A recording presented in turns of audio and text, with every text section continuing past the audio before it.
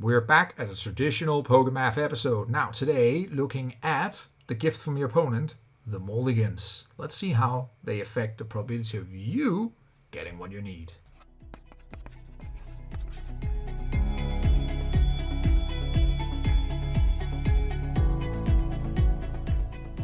Hello and welcome, guys, for another episode of Pokémath. We are now at episode 26, and today it is all about Mulligans, the helping hand from your opponent, well, whether they want it or not. My name is Stefan Eriksson, and before we get into today's episode, I would first like to thank Card Market for sponsoring today's episode. And, well, if you need a place to buy your cards, sell your cards, and you're sitting in a European market, it's a very good place to start. I get most of my full arts there and actually pretty much all the singles I need, so I can definitely recommend this site. Very well functioning, very nice. If you don't know about it, well, go check it out. And with that said, let's dive into the world of Mulligans and how they can affect your probability of success.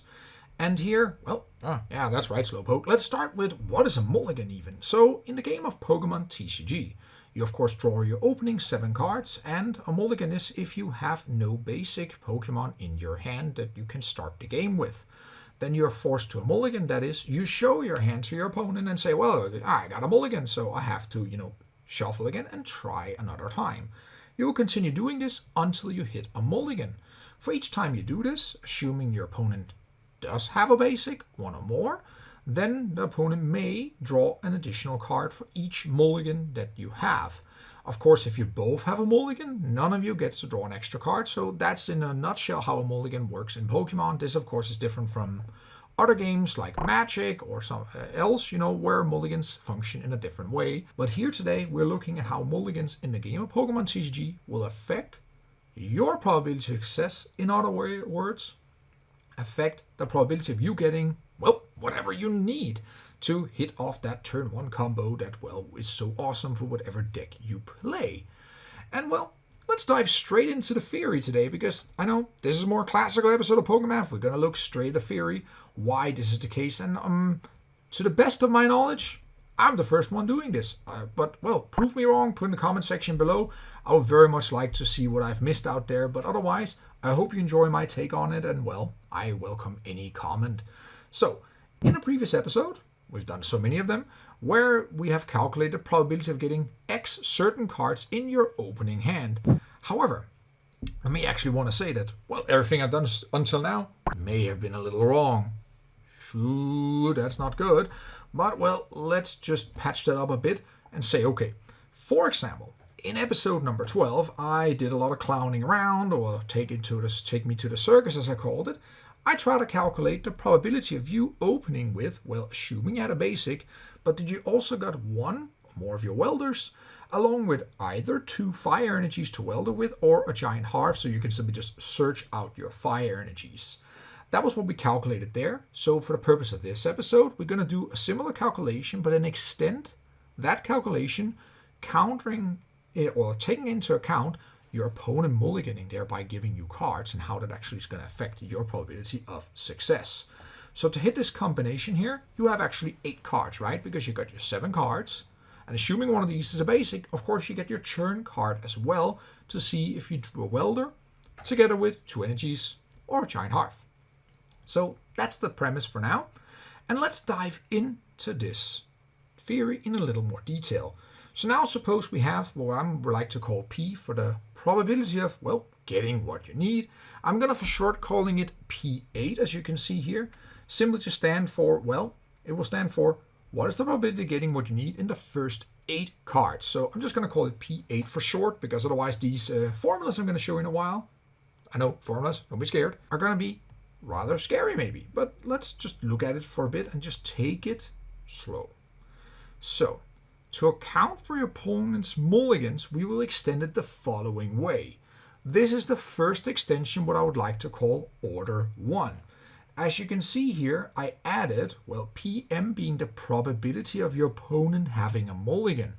And now here you see, I have extended the P8 by first multiplying 1 minus the probability of your opponent having a mulligan, but then adding the probability of you getting what you need in 9 cards, multiplying by Well, the probability of your opponent having a mulligan. How does that actually work? Well, it's simply as such that when your opponent gets a mulligan, you of course gets an additional card. I'm of course assuming here you draw an extra card if you don't have a mulligan and your opponent has. So all these calculations here, as I'll explain in a little more detail, assumes you have a basic, thereby you don't have a mulligan, but your opponent may have a mulligan. And of course how this would vary according to how many basics you and your opponent have in, well, your decks. But here you see I can now extend by the probability of you getting everything you need in 9 cards now. Of course, I have to multiply this with the probability of your opponent having a mulligan, because otherwise this will not happen. This, of course, can be even further extended, and thanks Oak for showing up and helping me out pointing this out. But of course, this is just order 1 with 1 mulligan, and we all been there. Your opponent can sometimes have 2, 3, 4, 5, many mulligans, and I don't know about you, but every time that happens, I'm like, yes. Because that typically happens. I have nothing in my hands. It would be great to draw a couple of extra cards to kind of save my ass. And of course, here we're just talking about this probability of getting this exact combo in your opening hand. But if actually, when you think about it, if it's the probability of you getting whatever to get going, then this is a much greater effect than what I'm showing you here today. But even as you will see, just by adding this in here for getting this specific combo, it actually does quite something. So now let's first extend it all the way to order 46. And well, you may be confused, but let me try to explain this. The one we saw before, I called order 1 because we only accounted for your opponent having maximum 1 mulligan. Now, I'm going to extend this all the way up to 46. And you may think, why stop at 46? But think about it for a moment. How many mulligans can you actually draw without losing straight away? Because remember, you can only draw to how many cards you have in a deck. And that will be 46. If you drew more, you won't have a card to draw for your turn. So if your opponent got 47 mulligans, let's play with a thought for a second. You draw all 47 cards, you have no cards for turn, you lose. I've never heard about this happening in practice, however. That somebody actually lost this way. But maybe you have a story to share. I would love to hear it. Because, well, I don't know about you, but the maximum number of mulligans I have been given in a tournament game, I think 8 or 9, but I've given myself 14 mulligans away. That happened back in 2007, the beginning of that season, where Speed Blizzard was a thing and you only played 4 basics. That was 4 chances. Then mulligans was a common occurrence, but still 14 was quite a lot, and it took a while. I guess even at some point in the event, we have to introduce a judge ball, but that's a completely different thing. I don't even know if it's done anymore. But okay, 46 order, you see it right here, but you can already see that as this gets extended further and further and further and further, the probability of this happening becomes less and less and less, because you're weighing this probability of your opponent getting a mulligan to the power of 46. And because this probability being, of course, the number less than 0, then this term will become progressively less. Like, it'll become really, really small, really, really quick. So we're going to see how much they're actually going to affect. But you can also assume, just for practical reasons, that there's going to be some limit to this, right? Oak here on the board will show until order 15th. And here we see, of course, you get 23 cards to succeed in your endeavor here. And, of course, 15 is already really high. And maybe in practice we will only do, say, 3 orders like we see on the screen now. So here I've extended just to order 3. And as you will see when I do this calculation here, that may be where we actually should stop, at least for this particular case here. But I'm also going to enclose a nice little spreadsheet for you guys so you can actually work with it on your own and, show me what you find. I think this is very interesting. So happening here, we only extend to order 3. And let's try that out in practice because, well, we like empirical examples. And thanks again for Limitless for hosting all these amazing online events where all these things are open and people can just go and snatch deck lists and borrow and stuff like that. So, like for instance, we have all these Limitless weeklies, and number 17 from January 22nd this year. Oh, we're already in 2021. Hui. Then we had they play 8 rounds, best of 1 Swiss, open deck lists, and well, let's for a moment just assume that you're playing one of them. What you can do with this information now is, because it's open deck list, you can actually, when everything has been published, well, assuming you're really quick or something like that, you can actually calculate the average number of basics all your opponent have in their deck, and simply calculate how many cards should I expect to get each round that will impact my probability of getting what I need.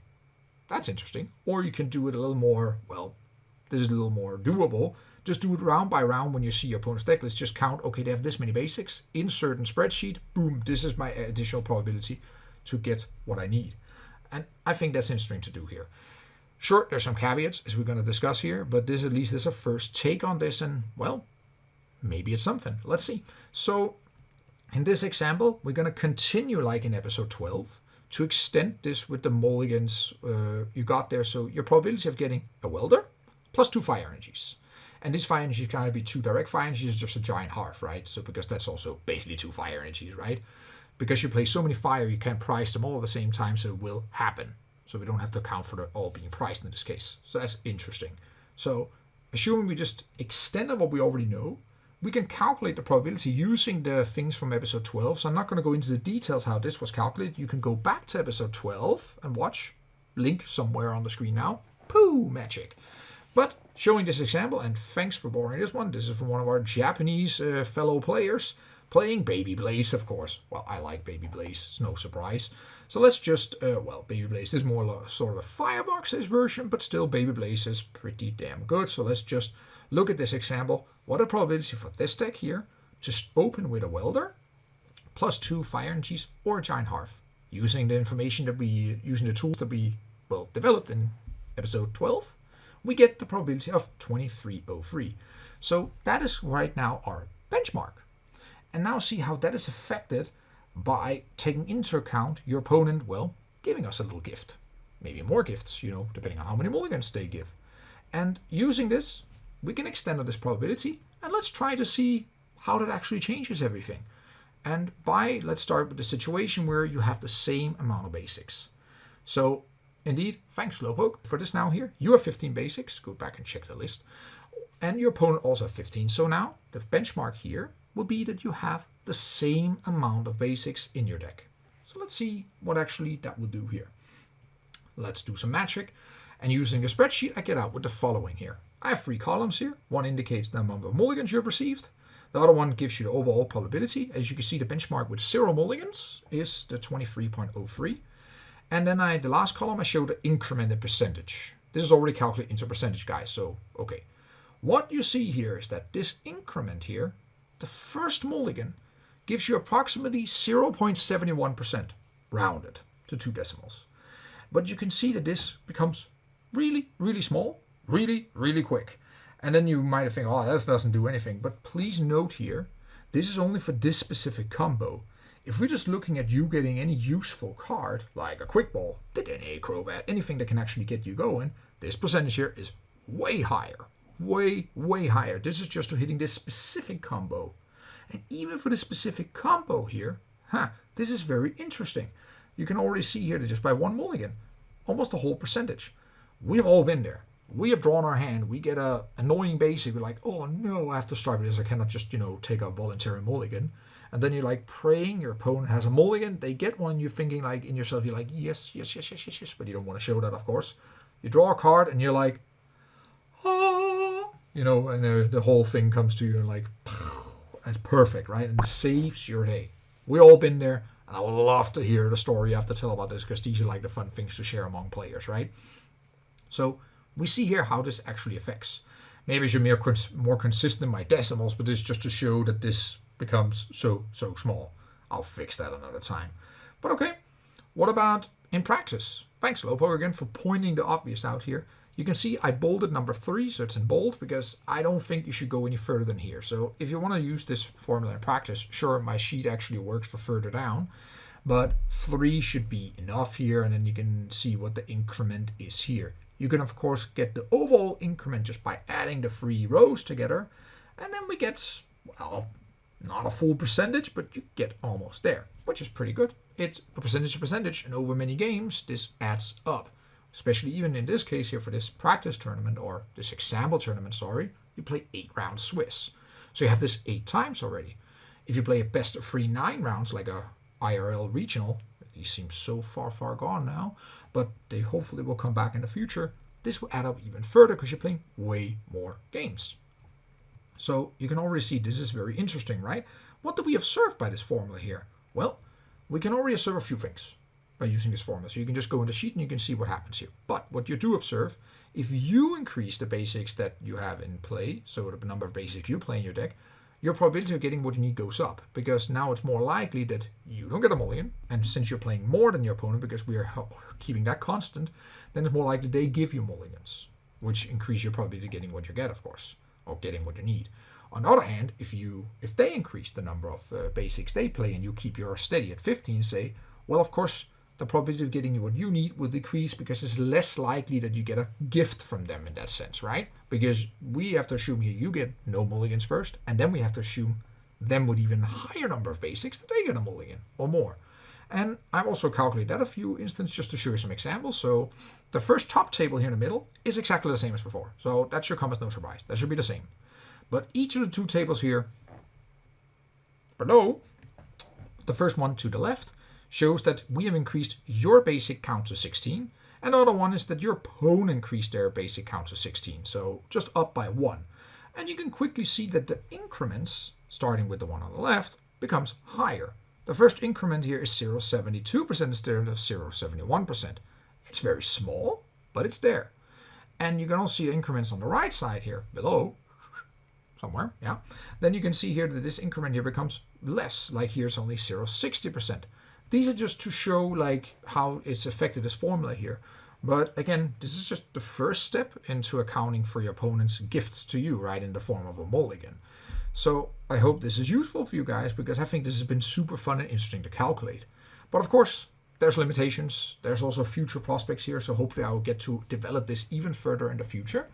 But of course, here we're assuming in your calculation that you have a basic. So we base all the calculations on what we did in episode 12. And while that may be prone to error, I hope not, but let's look at that in the future, see if there's any things I missed. Of course, shit happens. Something may be wrong and we may have to improve on it in the future, but hey, for a future episode, right? I was working on another way of thinking this, so now I'm going to share some thoughts with you guys. So first, my first approach before I went back to doing the way you saw in this episode was to think, okay, you can calculate the probability of you having a mulligan using a hypergeometric distribution, episode 1, okay? Your opponent also has exactly the same distribution on their side, so you can obtain a percentage from each one of the players, right? So say you have 10%, they have 15%, just for an example, you both have 10%, for making it even simpler. Then, to get the number of mulligans that you have and your opponent have, each of them is a separate geometric distribution. I think episode 4 will count that one out for you, what is meant by that. But essentially, you don't know how many goes you have out of it before you have not having a mulligan. So you have each the same, you have different number of trials, an unknown number of trials, each with the same percentage of success. So basically it's a binomial where you don't know the number of trials, as we explained in episode 4. But each of you would then have that. But then you have to kind of like subtract or interact these two individual geometric distributions, which I figured, you know what, I don't really know this, so maybe you guys know. I'll be happy for you if you share your thoughts with me about this one. But that was another way to do it, but I kind of got stuck there. So I went back and do this other way here, which is what you saw in this episode.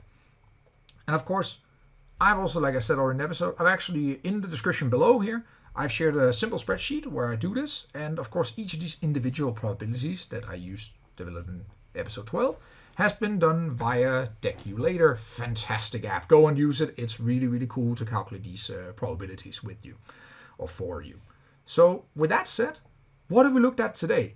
Well, we have looked at how cards gained for your opponent's mulligans impact the probability of getting what you need. In this case here, more specifically, getting a welder and 2 fire energies, either directly 2 fire energies or giant hearth, right? So I hope you enjoyed today's episode. I really thought this was interesting to look at, and as far as I know, this was the first time anybody have ever done this. So hooray for me, I guess, but okay. I hope you enjoyed nevertheless, and please do not forget to hit that subscribe button. Still trying to build this channel, going on for less than a year, but so far so good. I hope you liked the material here. Give me a like if you like it, and give me some comments if you have any suggestions, or just want to say, hey, good job, or hey, some constructive criticism is always welcome. My name is Stefan Eriksson, or my name is Stefan Eriksson, that didn't change, did it now? And this was Pokémath episode number 26, and until next time. Hi guys, and thanks for watching today's episode. Again, sponsored by Card Market, a good place to buy and sell your cards. Fantastic website, I use it all the time. I hope you enjoyed today's episode where we got to take a really interesting look at how your opponent's mulligans can help you out in calculating the probability of you getting what you need. Any suggestions are always welcome, and well, until next time, I hope you enjoyed it. Have a great day.